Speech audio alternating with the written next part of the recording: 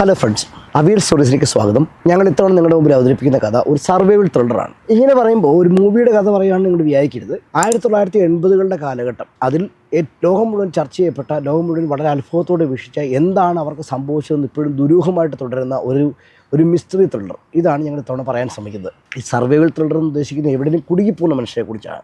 ഒരു പുഴയുടെ നടുക്കായിക്കോട്ടെ, കടലിനകത്തായിക്കോട്ടെ, ദ്വീപുകൾക്കകത്തായിക്കോട്ടെ, ഗുഹകളിലായിക്കോട്ടെ, അല്ലെങ്കിൽ വനങ്ങളിലായിക്കോട്ടെ, ഇങ്ങനെയൊക്കെ കുടുങ്ങിപ്പോകുന്ന ഒത്തിരിയേറെ ആൾക്കാരെ കുറിച്ച് നമ്മൾ കേട്ടിട്ടുണ്ട്, സിനിമകൾ കണ്ടിട്ടുണ്ട്. ഇത് അത്തരം സിനിമകൾക്ക് നോവലുകൾക്ക് ആസ്പദമായിട്ടുള്ള ഒരു മനുഷ്യൻ്റെ ജീവിതകഥയാണ്. അയാൾ ഇന്നും ജീവിച്ചിരിപ്പുണ്ട്. അതാണ് ഞങ്ങൾക്ക് ഹൈലൈറ്റ്. അപ്പോൾ ആ ഒരാളെ കുറിച്ച് ഞാൻ പറഞ്ഞോളൂ. അയാളുടെ കൂടുതൽ ആൾക്കാർക്ക് എന്ത് സംഭവിച്ചതാണ് നമ്മൾ പറയാൻ ശ്രമിക്കുന്നത്. ആളുടെ പേര് യോസി ഗിൻസ്ബർഗ്. ഇയാൾ ജോസഫ് ഗിൻസ്ബർഗാണ് ഫുൾ നെയിം. പുള്ളി ഒരു ഇസ്രായേലി നാവികനായിരുന്നു. ഇസ്രായേലി നേവിയിലായിരുന്നു വർക്ക് ചെയ്തിരുന്നത്. അയാൾ അതിനുശേഷം ഒരു 20കളുടെ കാലം, അയാളുടെ 20കളുടെ പ്രായത്തിൽ അയാൾ നേവിയിൽ നിന്ന് വെളിയിൽ വന്നു. അയാളുടെ അന്നത്തെ ലക്ഷ്യം എന്ന് പറഞ്ഞാൽ ഹെൻറി ചാരിയർ എന്ന് പറഞ്ഞൊരു പുള്ളി എഴുതിയ പാപ്പിലോൺ എന്നൊരു ബുക്ക്. പാപ്പിലോൺ എന്ന ബുക്കിൻ്റെ മെയിൻ കണ്ടന്റ് എന്ന് പറയുന്നത് നമ്മളിങ്ങനെ ദുരൂഹമായിട്ട് നിഗൂഢമായിട്ടുള്ള സ്ഥലങ്ങളിൽ, വളരെ വളരെ ദൂരപ്രദേശങ്ങളിൽ അല്ലെങ്കിൽ മനുഷ്യൻ കടന്നു ചെല്ലാത്ത സ്ഥലങ്ങളിൽ കിടക്കുന്ന ഗോത്രവർഗ്ഗങ്ങളുണ്ട്, അല്ലെങ്കിൽ ആദിവാസികളുണ്ട്. അങ്ങനത്തെ ഗോത്രവർഗ്ഗങ്ങളെ കണ്ടെത്തി പുറംലോകമായിട്ട് ബന്ധിപ്പിക്കുക എന്നുള്ളതായിരുന്നു ഈ ബുക്കിൽ നിന്ന് അയാൾക്കുണ്ടായ പ്രചോദനം. അപ്പോൾ ഈ പ്രചോദനത്തിൻ്റെ ഫലമായിട്ട് പുള്ളി ഹെൻറി ചാരിയറെ ഗുരുവായിട്ട് സ്വീകരിക്കുന്നു. എങ്ങനെയെങ്കിലും നാളെ ഒരു സമയത്ത് ഒരു കാലത്ത് അയാളെ മീറ്റ് ചെയ്യണം, അയാളുടെ അനുഗ്രഹങ്ങൾ നേടണം, എന്നിട്ട് ഇങ്ങനൊരു പ്രൊജക്റ്റിനകത്ത് ഇറങ്ങണം, അങ്ങനെ ലോകം മൊത്തം പേരെടുക്കണം. ഇതായിരുന്നു യോസി ഗിൻസ്ബർഗിൻ്റെ ആഗ്രഹം. ഇത് ആദ്യമായിട്ട് തെക്കേ അമേരിക്കയിൽ യാത്ര ചെയ്യാനായിട്ട്, ഇസ്രായേലിൽ നിന്ന് തെക്കേ അമേരിക്കയിലോട്ട് യാത്ര ചെയ്യാന്ന് പറഞ്ഞാൽ അത്ര ഈസി ആയിട്ടൊരു കാര്യമല്ല. ഇയാൾ ഒത്തിരിയേറെ കഷ്ടപ്പെട്ടു. ഇയാൾക്ക് അങ്ങനെ വലിയ വിദ്യാഭ്യാസമൊന്നുമില്ല. ഒത്തിരിയേറെ കഷ്ടപ്പെട്ടു. ഒത്തിരിയേറെ ചെറിയ പണികൾ ചെയ്ത്, തട്ടിക്കൂട്ടി ജോലികൾ ചെയ്ത് ഒത്തിരിയേറെ ഇയാൾ കഷ്ടപ്പെട്ട് കുറച്ച് പൈസ ഉണ്ടാക്കി. ഇയാൾ എന്നിട്ട് യാത്ര ചെയ്യുകയാണ്. പക്ഷേ പ്രോബ്ലം, ഇയാൾ യാത്ര ചെയ്യാൻ തുടങ്ങുമ്പോഴത്തേനും ഇയാളുടെ ഗുരുവായിട്ട് കണ്ടുകൊണ്ടിരുന്ന ഈ മനുഷ്യൻ മരിച്ചു പോയി കഴിഞ്ഞു. ഇയാളുടെ ആദ്യത്തെ വഴി അവിടെ അടഞ്ഞു. എന്നിട്ട് ഇയാൾ നിരാശനാകുന്നില്ല. ഇയാൾ ബൊളീവിയൻ കാടുകളിലേക്ക് യാത്ര ചെയ്യാൻ ശ്രമിക്കുന്നു. കാരണം ഇതിന് അന്ന് പുള്ളി ആ ഒരു ഐഡിയ മാറ്റാനുള്ള കാരണം എന്ന് പറയുന്നത്, ഒത്തിരിയേറെ NGOs 80കളുടെ കാലഘട്ടത്തിൽ ലോകം മൊത്തം ശാന്തമായി. രണ്ടാം ലോകമഹായുദ്ധത്തിന് ശേഷം ലോകം ശാന്തമായി. ഒത്തിരിയേറെ സമയം കിട്ടിയ ആൾക്കാർക്ക് ഇത്തരം കാര്യങ്ങൾക്കകത്ത് പൈസ മുടക്കാനും, ചന്ദ്രനിലേക്ക് യാത്ര ചെയ്യാനും, മറ്റുള്ള ഗ്രഹങ്ങൾ കണ്ടെത്താനും, റിസർച്ചുകൾക്കൊക്കെ ഒത്തിരിയേറെ പൈസ കിട്ടിയ കാലമായിരുന്നു. കൂടുതൽ ആളുകൾ ഇത്തരം പ്രൊജക്റ്റുകളിലേക്ക് വരുമ്പോഴത്തേനും ഇതിനകത്തെ പ്രശസ്തിയുടെയും പണത്തിൻ്റെ ലെവൽ കുറയും. സ്പോൺസർ ചെയ്യാനുള്ള ആൾ കുറയും. ഓട്ടോമാറ്റിക്കലി സ്പോൺസേഴ്സ് ഒന്നും ഇല്ല. ഇയാൾ തന്നെ ഒറ്റയ്ക്ക് കണ്ടുപിടിക്കണം, ഇയാൾ തന്നെ ഒറ്റയ്ക്ക് യാത്ര ചെയ്യണം എന്നൊരു നില വന്നു. അയാൾ തീരുമാനിച്ചു, ഓക്കെ, ബൊളീവിയൻ കാടുകൾ, അതായത് ആമസോൺ മഴക്കാടുകൾ എന്ന് എല്ലാവരും കേട്ടിട്ടുണ്ടായിരിക്കുമല്ലോ. ആമസോൺ മഴക്കാടുകളിലേക്ക് യാത്ര ചെയ്യുക, അവിടെയുള്ള ഗോത്രങ്ങളെ കണ്ടെത്തുക. അവിടെ ഉറപ്പായിട്ടും ഇങ്ങനെ സെൻറ്റിനൽ എന്ന് പറഞ്ഞ ഗ്രൂപ്പുകളൊക്കെ ഉണ്ട്, ഇഷ്ടംപോലെ നരഭോജികളും അങ്ങനെയൊക്കെ സിനിമകൾക്കകത്തും ചരിത്രത്തിനകത്തൊക്കെ ഒത്തിരി പേര് യാത്ര ചെയ്തും പറഞ്ഞും കേട്ടുള്ള കഥകളുണ്ട്. പുള്ളി വിചാരിച്ചു, ഓക്കെ, അങ്ങനെ എവിടെയും പോവാം, അങ്ങനെ ആരെയും കണ്ടെത്താം, എന്നിട്ട് ആ ഗ്രാമത്തെ സഹായിക്കാം. ഇതായിരുന്നു പുള്ളിയുടെ ഐഡിയ. ഇത് കേൾക്കുമ്പോൾ നിങ്ങൾക്ക് സില്ലി ആയിട്ട് തോന്നും. പക്ഷേ അന്നത്തെ കാലത്ത് ഒരു വലിയ ഈ സ്വർണ്ണവേട്ട എന്നൊക്കെ പറഞ്ഞ പോലത്തെ ഒരു വലിയ സംഭവമായിരുന്നത്. എൽഡോറ സ്വർണ്ണഖനികളിലൊക്കെ കേട്ടിട്ട് സ്വർണ്ണം കണ്ടെത്താൻ പോയി നഷ്ടപ്പെട്ടു പോയി മരിക്കുകയും ചെയ്ത് ഒത്തിരിയേറെ കഥകൾ അമേരിക്കൻ ചരിത്രത്തിലുണ്ട്. അതുപോലത്തെ വേറൊരു സംഭവമായിരുന്നു ഈ ആമസോൺ മഴക്കാടുകൾക്കകത്തെ ഗോത്രവർഗ്ഗങ്ങളെ കണ്ടെത്തുക എന്നുള്ളത്. ഓട്ടോമാറ്റിക്കായിട്ടും ഇയാൾ പണം ലാഭിക്കാൻ വേണ്ടി ഈ പുള്ളി ഒത്തിരിയേറെ വഴിക്ക് കറങ്ങി തിരിഞ്ഞ് അവസാനം വെനിസ്വേലയിൽ നിന്ന് കൊളംബിയയിലോട്ട് ഹിറ്റ്ചേക്ക് ചെയ്തു. അതായത് ലിഫ്റ്റ് വാങ്ങിച്ച് യാത്ര ചെയ്തു. അത്തരം ഒരു യാത്രക്കിടയിലാണ് ഇയാൾ ഒരു സ്വിറ്റ്സർലൻഡിൽ നിന്നുള്ള അധ്യാപനായിട്ടുള്ള മാർക്കസ് ടാമിനെ കണ്ടെത്തുന്നത്. ഏതാണ്ട് സെയിം ഐഡിയ, പുള്ളിക്കും ഏതാണ്ട് ഒരേ ഐഡിയ തന്നെയാണ്. യാത്ര ചെയ്യണമെന്ന് ആഗ്രഹം, അഡ്വഞ്ചേഴ്സ് യാത്രകൾക്ക് താല്പര്യമുണ്ട്. ഓക്കെ, നമുക്ക് രണ്ടും ഒരുമിച്ച് പോകാം. അങ്ങനെ ഇവർ ബൊളീവിയയിലെ ലാപാസ് എന്ന് പറഞ്ഞ സ്ഥലത്തേക്ക് യാത്ര ചെയ്യുന്നു. അവിടെ വെച്ച് ഇവരൊരു അമേരിക്കൻ ഫോട്ടോഗ്രാഫർ, ആളുടെ പേര് കെവിൻ ഗെയിൽ. ഇയാളെന്ന് പറയുന്നത് ലോകം അറിയപ്പെടുന്ന വൈൽഡ് ലൈഫ് ഫോട്ടോഗ്രാഫർ ആകണമെന്നാണ് ആഗ്രഹം. പ്രശ്നം, വൈൽഡ് ലൈഫ് ഫോട്ടോഗ്രാഫറാണ്. വനത്തിനകത്ത് പോയി ഫോട്ടോ എടുക്കണം. വനത്തിനകത്ത് പോകണം നൽകിയ കൂട്ട് വേണം. ഇയാൾക്ക് ഒറ്റയ്ക്ക് പോകാനുള്ള ധൈര്യമില്ല. അന്നേരമാണ് ഈ രണ്ടാവന്മാർ കയറി വരുന്നത്. ഓട്ടോമാറ്റിക്കായിട്ടും ഈ പുള്ളി അവരുടെ കൂടെ ചേർന്നു. ഈ 3 പേരോടെ കൂടി കണ്ടുമുട്ടുന്ന വേറൊരു ടീമാണ്, ഒരു ജിയോളജിസ്റ്റാണ്. പുള്ളിയുടെ പേര് വളരെ വെറൈറ്റിയാണ്. കാൾ റോപ്റ്റർ എന്നാണ് പറയുന്നത്. കാൾ റോപ്റ്റർ. ഇയാളുടെ പ്രത്യേകത എന്ന് പറഞ്ഞു കഴിഞ്ഞാൽ ഇയാളൊരു ജിയോളജിസ്റ്റാണ്. ഇയാൾ പറയുന്നത് ഇയാളുടെ ഒരു പ്ലാനുണ്ട്, ഇയാൾക്കൊരു മാപ്പുണ്ട്. പക്ഷെ കൂടാൻ ആളില്ല. ഇയാൾക്ക് ഒറ്റയ്ക്ക് ഇത് അക്കംപ്ലിഷ് ചെയ്യാൻ പറ്റത്തില്ല. അപ്പോൾ കൂടാൻ ആളെ തപ്പി നടക്കുമായിരുന്നു. ഇയാൾ ഒരു ബാറി വെച്ചോ അങ്ങനത്തെ ഒരു കുടിസ്ഥലത്ത് വെച്ച് ഇവർ കണ്ടുമുട്ടുന്നത്.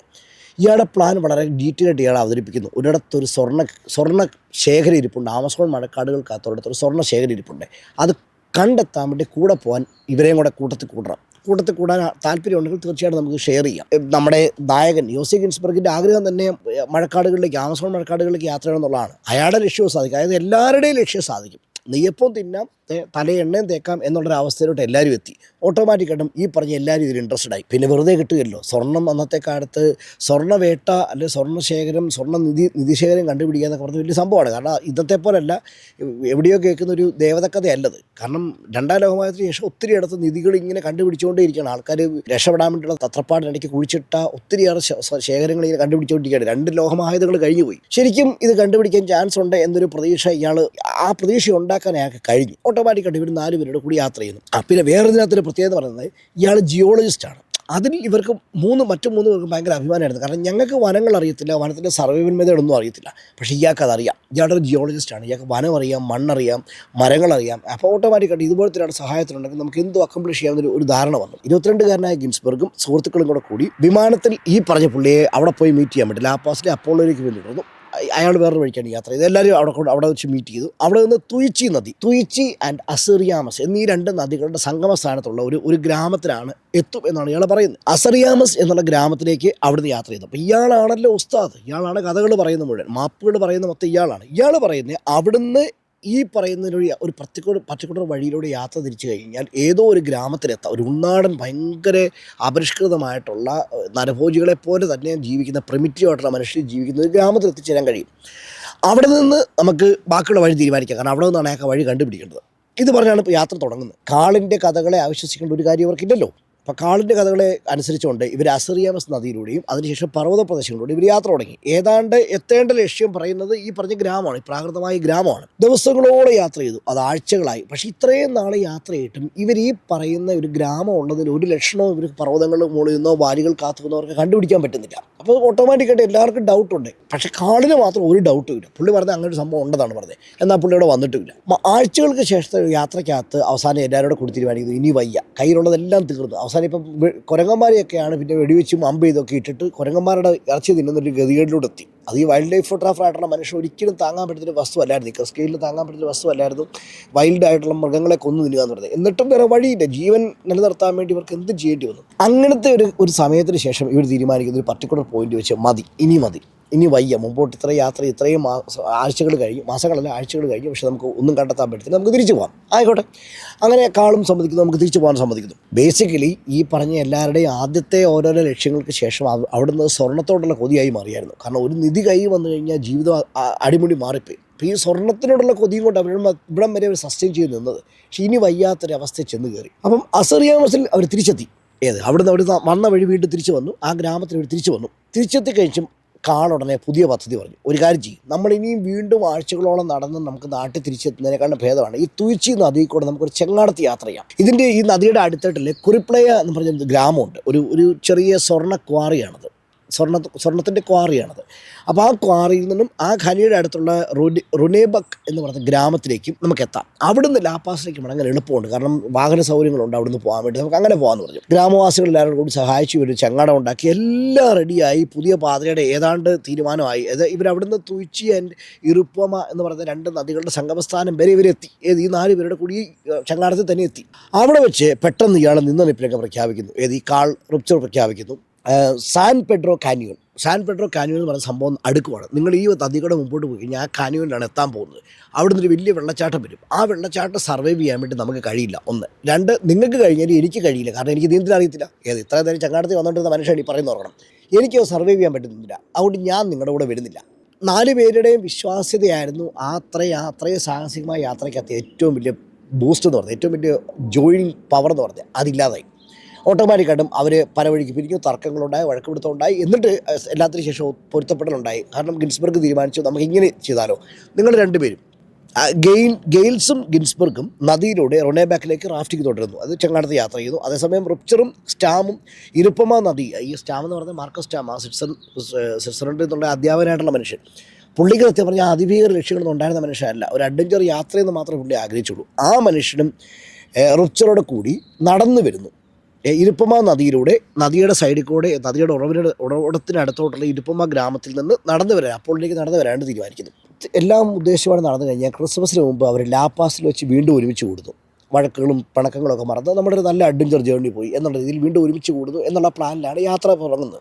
കാർഡ് പറഞ്ഞതുപോലെ തന്നെ വെള്ളച്ചാട്ടത്തിന് അടുത്ത് എത്തുന്ന വരെ കാര്യങ്ങളെല്ലാം സുഗമമായിരുന്നു. വെള്ളച്ചാട്ടത്തിന് മുകളിൽ വെച്ച് ഇവർ ഉദ്ദേശിച്ച പോലെ അവർക്ക് ചെങ്ങാടത്തിനെ നിയന്ത്രിക്കാൻ കഴിഞ്ഞില്ല. ചെങ്ങാടം കരയ്ക്ക് അടുപ്പിച്ചിട്ട് പതുക്കെ താഴെ ഇറക്കാമെന്നുള്ള ഐഡിയ ഒക്കെ ആയിരുന്നായിരിക്കാം. പക്ഷേ ഉദ്ദേശിച്ച പോലെ നടന്നില്ല.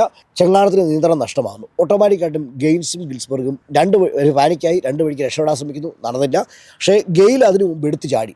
വെള്ളച്ചാട്ടം എത്തുന്നതിന് മുമ്പ് ചെങ്ങാടത്തിന് നിയന്ത്രണം പോയി എന്ന് ഉറപ്പായി കഴിഞ്ഞപ്പം അയാൾ എടുത്ത് ചാടി. അയാൾ കരയിലേക്ക് നീന്തി കയറി. അപ്പം വെള്ളച്ചാട്ടത്തിന് മുകളിൽ പുള്ളി നീന്തി കയറി. പക്ഷേ ഗിൻസ്ബർഗിന് ഒന്നും ചെയ്യാൻ പറ്റിയില്ല. ചെങ്ങാടത്തോടു കൂടി പുള്ളി വെള്ളച്ചാട്ടത്തിൽ വീണു. ഓർത്തുകൊണ്ട് ചെറുപ്പക്കാരനാണ്, അവിടെ കൊണ്ട് ജീവൻ തീർന്നോർത്തു. ഒന്ന് മുങ്ങിപ്പൊങ്ങിയപ്പോൾ പുള്ളിക്ക് മനസ്സിലായി ചത്തില്ല. അടിപൊളി. അങ്ങനെ പുള്ളി ചെങ്ങാടത്തിൻ്റെ അവശിഷ്ടങ്ങളുടെ കുറച്ച് സാധനങ്ങളൊക്കെ ആയിട്ട് പുള്ളി തിരിച്ച് വീണ്ടും വെള്ളച്ചാട്ടത്തിന് താഴെ ഭാഗത്ത് വെച്ചാണ് നീന്തിക്കരയ്ക്ക് കയറി. ശേഷം ഇയാൾ തീരുമാനിക്കുന്നത് മുകളിൽ വെള്ളച്ചാട്ടത്തിന് മുകളിൽ ഭാഗത്ത് ഇയാളുണ്ടല്ലോ, അപ്പോൾ ഇതിന് മുകളിലോട്ട് നടക്കാം. ഇതുവഴി ഇങ്ങനെ കുറേ കറങ്ങണമായിരിക്കും, എന്നാലും മുകളിൽ എത്താൻ പറ്റുമല്ലോ. കുറച്ച് നേരം നടന്നാലും 1-2 പർവ്വതം കയറണമായിരിക്കും. എത്ര സാഹസികമായ ചിന്തയാണ് നോക്കണം. ഇയാൾ നടപ്പാരംഭിച്ചു. ഏതാണ്ട് കുറച്ച് ദിവസങ്ങളോളം ഇയാൾ അവിടുന്ന് നടന്ന് 4 ദിവസത്തോളം ഇയാൾ മുകളിലേക്ക് നടക്കാൻ ശ്രമിക്കുകയാണ്. ഗിൻസ്ബർഗിന് പറ്റുമെന്ന് പറഞ്ഞു കഴിഞ്ഞാൽ ഇയാൾ ഏതാണ്ട് 3 ആഴ്ചയോളം ആമസോണിൻ്റെ ഒരു മനുഷ്യന് എത്താത്ത ഏതോ ഒരു സ്ഥലത്താണ് ഇയാൾ സംഭവം ചെലവഴിക്കുന്നത്. കാരണം പിന്നീട് ആർക്കും ട്രേസ് ചെയ്യാൻ പോലും പറ്റുന്നില്ല. എവിടെയാണ് ഇയാളെ സംഭവം ചെലവഴിച്ച സ്ഥലമെന്ന് പോലും കണ്ടുപിടിക്കാൻ വയ്യാത്തവണ്ണം ദുരൂഹമായ സ്ഥലത്താണ് ചെലവഴിക്കുന്നത്. അയാളുടെ ജീവിതത്തിനകത്തെ എല്ലാ ദുരിതവും അവിടുന്ന് ആരംഭിക്കുന്നു. ഇയാൾ അതിനിടയ്ക്ക് ഒരു വെള്ളപ്പൊക്കം ഉണ്ടായി, അതിനകത്ത് അയാൾ പെട്ടു. അതിനിടയ്ക്ക് അയാൾ പലയിടത്തും ഒഴുക്കിൽപ്പെട്ടു പോയി, പലയിടത്തും കാട്ടുമൃഗങ്ങളെ ആക്രമിക്കപ്പെട്ടു. അയാളുടെ കാലഴുകിപ്പോയിട്ട് കാലിനകത്ത് ഫംഗസ് പിടിച്ചു തുടങ്ങി. അതിനിടയ്ക്ക് ഇയാളുടെ പല ഇൻഫെക്ഷൻസും കൂടിയിട്ട് ഇയാൾ പറയുന്നുണ്ട് ഇയാളുടെ കൂടെ ഒരു സ്ത്രീ ഉറങ്ങുന്നുണ്ട്, എല്ലാ ദിവസവും ഉറങ്ങുന്ന ഒരു സ്ത്രീ എൻ്റെ കൂടെ ഉണ്ട് എന്ന് പറഞ്ഞ് അങ്ങനത്തെ ഒരു സീനിലേക്കൊക്കെ ഉണ്ടായതായിട്ട് പിന്നീടുള്ള കഥകൾക്കകത്തുണ്ട്. അങ്ങനെ ഇതെല്ലാം ഓരോരോ ഇൻഫെക്ഷൻസ് മൂത്ത് കഴിയുമ്പോൾ ശരീരത്തിൻ്റെ അവസ്ഥ മോശമായി കഴിയുമ്പോൾ ഉണ്ടാകുന്ന ഡെലീരിയംസോ ഹിസ്റ്റീരിയോ ഒക്കെ ആയിരിക്കും ഇതൊക്കെ. പക്ഷേ അങ്ങനത്തെ ഒരു അവസ്ഥ കൂടെയാണ് മുമ്പോട്ട് പോയി. ഇന്നല്ലെങ്കിൽ നാളെ ഭ്രാന്ത് പിടിച്ച് താൻ ഈ കാടിൻ്റെ ഏതോ ഓരത്ത് കിടന്ന് ചാകുമെന്ന് അയാൾക്ക് ഉറപ്പായിരുന്നു. അതാണ് ഉണ്ടാകാൻ പോകുന്ന അയാൾ ഉറപ്പിച്ചു. അവസാനം ഇനി തന്നെ തേടി വരാനായിട്ട് ആരുമില്ല. ഏതാണ്ട് 3 ആഴ്ചയോളം കഴിഞ്ഞു. 3 ആഴ്ചയായിട്ട് നടപ്പും എടുപ്പുമായിട്ട് ഇയാൾ ലോകം മൊത്തം നടന്നിട്ട് കാട് മുഴുവൻ നടന്നിട്ട് ഒന്നും നടക്കുന്നില്ല. അവസാനം ഇനി ആരും തന്നെ തേടി വരത്തില്ല. താൻ ഇവിടെ കിടന്ന് ചാകാൻ പോകാൻ അയാൾ ഉറപ്പിച്ചു. അതേസമയം കരയിൽ നിന്ന് നീന്തി വെള്ളച്ചാട്ടത്തിന് മുകളിൽ കയറിയ ഗെയിൽ അവിടുന്ന് നേരെ നടന്നു പോയത് ഏതാണ്ടൊരു 4-5 ദിവസത്തോളം പുള്ളിക്ക് നടന്നു. പലയിടത്തായിട്ട് നടക്കുകയും കുടിയും കിടക്കുകയൊക്കെ ചെയ്യുന്ന ഇയാളെ അവസാനം ഈ വഴി വെച്ചുള്ള ഈ ആദിവാസി മുക്കുവരുണ്ട്, അവർ കണ്ടെത്തുന്നു. അവർ ഇയാളെ ജനവാസമുള്ള മേഖലയിൽ എത്തിച്ചു. ഓട്ടോമാറ്റിക്കായിട്ടും ഇയാൾ ആദ്യം ചെയ്യുന്നത് ഇയാൾ അത്യാവശ്യം ഒരു നഗര ഏരിയയിലോട് ചെന്ന് കഴിഞ്ഞാൽ അന്നേരം ഇയാൾ ആദ്യം അഭ്യർത്ഥിക്കുന്ന സഹായം ലാപ്പാസ് നഗരത്തെ തിരിച്ചു തേടി ഇയാൾ അഭ്യർത്ഥിക്കുന്ന സഹായം എൻ്റെ 3 കൂട്ടുകാരുണ്ട്, അവർ കാടിനകത്ത് കുടുങ്ങി കിടക്കുക. അപ്പോൾ അവരെ സഹായിക്കാൻ വേണ്ടി ഓസ്ട്രേലിയൻ ഇസ്രായേൽ കോൺസുലേറ്റുകളെ ഇയാളെ സമീപിച്ചു. എത്രയും വേഗം എനിക്ക് സഹായം എത്തിക്കണമെന്ന് പറഞ്ഞു. ഓട്ടോമാറ്റിക്കായിട്ടും പൗരന്മാർ അവരുടെ ആയതുകൊണ്ട് രാജ്യക്കാർ വളരെ പെട്ടെന്ന് ചാടി ഇറങ്ങി വളരെ തിടുക്കത്തോടെ ഒരു കാര്യങ്ങൾ ചെയ്തു. അതിഭീകരമായിട്ടുള്ള രീതിയിലുള്ള തെരച്ചിൽ ആരംഭിച്ചു.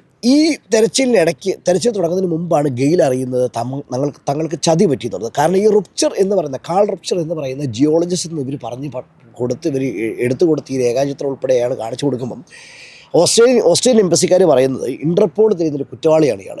ലോകത്താർക്കും പിടിതരാതിരിക്കാൻ വേണ്ടി പല കാടുകളിലും പല സ്ഥലങ്ങളിലും ഒളിച്ചു കഴിഞ്ഞൊരു കുറ്റവാളിയാണ് ഈ കാൾ റപ്ചർ. ഏതായാലും കാര്യങ്ങൾ അപകടകരമാണെന്ന് മനസ്സിലായി. പ്രദേശവാസികളോടൊക്കെ ചേർന്ന് സംയുക്തമായിട്ട് ഒരു 3 ആഴ്ചയോളം നടത്തിയ തെരച്ചിലൂടെ ഇവർ ഗിൻസ്ബർഗിനെ കണ്ടെത്തുന്നു. അയാളെ കൊണ്ട് ഇവർ ആശുപത്രിയിൽ എത്തുന്നു. അടുത്ത 3 മാസം ഇയാൾ ആശുപത്രിയിലാണ്. അടുത്ത 3 മാസം ശേഷം വെളിയിറങ്ങുന്ന ഇവരെ പിന്നെ ഇവർ തിരഞ്ഞു പോകുന്നു ഈ 2 പേരെയാണ്. എന്ത് പറ്റി സ്റ്റാമിനും ഈ പറഞ്ഞ റപ്ചറിനും. അൺഫോർച്ചുനേറ്റ്ലി ഈ 2 പേരെക്കുറിച്ച് പിന്നെ ഒരു വിവരം കിട്ടിയില്ല. ഉൾക്കാടിനകത്തേക്ക് നടന്നു പോയി എന്ന് പറയുന്ന ഈ പറഞ്ഞ ആൾക്കാരെ പിന്നെ ലോകം കണ്ടിട്ടേ ഇല്ല. പിന്നെ അവരൊരിക്കലും ഒരിടത്തും വന്നിട്ടില്ല. ലോകം മുഴുവൻ ട്രേസ് ചെയ്യാൻ ശ്രമിച്ചിട്ടും അവരൊരിക്കലും കണ്ടെത്താൻ കഴിഞ്ഞിട്ടില്ല. ഒരു ഗവൺമെൻറ്റിലും കൊല്ലപ്പെട്ടിരിക്കാം, അല്ലെങ്കിൽ അവർ ആ വനത്തിനുള്ളിൽ തന്നെ കിടന്ന് മരിച്ചിരിക്കാം. ഇങ്ങനെയും സാഹസിക യാത്രകൾ അവസാനിക്കുന്നുണ്ട് എന്നറിയുക. കഥ ഇവിടെ കൊണ്ടും അവസാനിച്ചില്ല. 1981-82 കാലഘട്ടത്തിലാണ് ഇങ്ങനൊരു എക്സ്പ്ലോറേഷൻ നടക്കുന്നത്. ഇവർ ഈ യാത്ര ചെയ്യുന്നു, ഈ അപകടങ്ങളിലെല്ലാം പെടുന്നു, തിരിച്ചെത്തുന്നു. 93-ൽ പുള്ളി ബാക്ക് ഫ്രം ടു വിച്ച് എന്നുള്ള ബുക്ക് എഴുതി, വലിയ ഹിറ്റായി. ശേഷം 92 കാലഘട്ടത്തിൽ 92-93 ഈ ബുക്ക് എഴുതുന്ന കാലഘട്ടത്തിൽ ഗിൻസ്ബർഗ് തിരിച്ച് വീണ്ടും ഇതേ സ്ഥലത്തെത്തുന്നുണ്ട്. ഇതേ ബൊളീവിയൻ കാടുകളിലെത്തുന്നു. അവിടെ സാൻജോസ് എന്നൊരു ഗോത്ര വില്ലേജ് ഇദ്ദേഹം ഏറ്റെടുത്തു. അമേരിക്കൻ NGOസുമായിട്ടൊക്കെ ബന്ധപ്പെട്ട് പുള്ളി ആ ഗ്രാമത്തെ വികസിപ്പിച്ച് ഒത്തിരിയേറെ നവീകരണ സൗകര്യങ്ങളൊക്കെ അവിടെ എത്തിച്ചു. അയാൾ എന്താഗ്രഹിച്ചു അയാൾ അവിടേക്ക് വീണ്ടും എത്തി. അയാൾ അതെല്ലാം സാധിച്ചെടുത്തു. ഇന്നും ഇയാളുടെ സ്റ്റോറി, അതായത് NGOസിൻ്റെയും സോഷ്യൽ വർക്കേഴ്സിൻ്റെയൊക്കെ ഇടയ്ക്ക് ഇയാളുടെ ഒരു സർവൈവൽ സ്റ്റോറി, ഇയാൾ എത്തിച്ചേർന്ന ആ ഒരു പോയിൻ്റ് ഇപ്പോഴൊരു മാസ്റ്റർ പീസായിട്ടാണ് അറിയപ്പെടുന്നത്. കാരണം ഒരാളുടെ സർവൈവ് ചെയ്യാനുള്ള ത്വരയും കൊണ്ട് മാത്രമാണ് രക്ഷപ്പെട്ടൊരു കഥ. 1. 2, അയാളുടെ ആ ഒരു വിഷൻ കൊണ്ട് ഒത്തിരിയേറെ NGOസിനെ ഒരു വലിയ ഓപ്പണിംഗ് ലോകം മൊത്തം കിട്ടി. ഇങ്ങനൊരു സ്ഥലങ്ങളും ഇടയും ഒത്തിരി കാര്യങ്ങൾ ചെയ്യാനും ലോകത്തിൽ ബാക്കിയുണ്ടെന്ന് മനസ്സിലാക്കി കൊടുത്ത ഒരു സംഭവമായിരുന്നു യോസെ ഗിൻസ്ബർഗിൻ്റെ ജീവിതകഥ.